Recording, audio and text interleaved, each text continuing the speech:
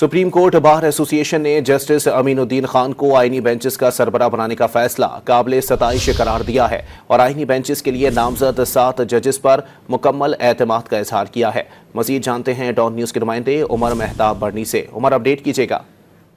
जी बिल्कुल, supreme court bar association of Pakistan की जानिब से जारी एलामिया के मुताबिक सुप्रीम कोर्ट बार एसोसिएशन के सदर मियां मोहम्मद रऊफ अता ने ये कहा है कि जस्टिस अमीनुद्दीन खान को आईनी बेंचेस का सरबराह बनाने का फैसला काबिल सताइश है।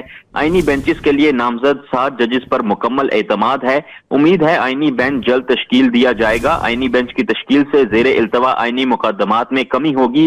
चीफ जस्टिस याह्या अफरीदी के केसेस मैनेजमेंट के हवाले से इकदाम का खैर मकदम करते हैं। महाना काज लिस्ट फौरी समाअत की दरख्वास्तों को मुकर्रर करना एहसन इकदाम है। जी बहुत शुक्रिया उमर।